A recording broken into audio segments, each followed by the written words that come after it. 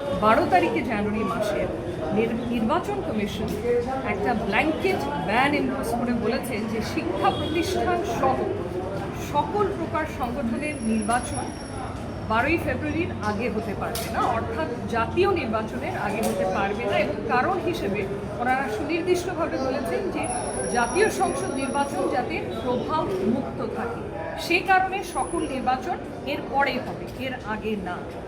এটা দেওয়ার 3 দিনের মাথায় ওনারা সিলেক্টিভলি একটা শিক্ষা প্রতিষ্ঠানের নির্বাচনের অনুমোদন কিভাবে দেয়, এটাই ছিল আমাদের মূল প্রশ্ন। কারণ সিলেক্টিভলি আপনারা যখন ইংরেজিতে একটা ভাষা আছে যে চেরি পিক করে দেয়, তার মানেই কি এটা বৈষম্যমূলক। কারণ তাহলে বাকিগুলোকে কেন দেয়া হয়নি এই পারমিশন?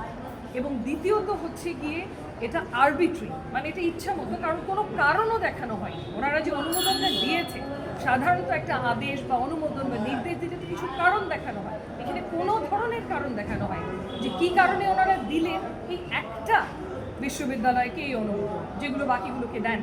বিশেষ করে ওনাদেরই আর্লিয়ার যে পজিশনটা, সেটার সাথে তো পুরোপুরি সাংঘর্ষিক, কন্ট্রাডিক্টরি। ওনারা প্রথমে একটা ব্ল্যাঙ্কেট ব্যান বা নিষেধাজ্ঞা ইম্পোজ করলো যে কোথাও কোনো নির্বাচন হতে পারবে না, শিক্ষা প্রতিষ্ঠান সুনির্দিষ্টভাবে উল্লেখ করে দেওয়া হয়েছে।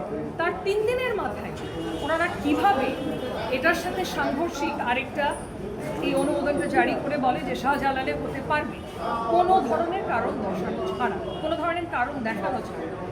এটাই ছিল আমাদের one of the main arguments. এর বাইরেও অনেকগুলো আর্গুমেন্ট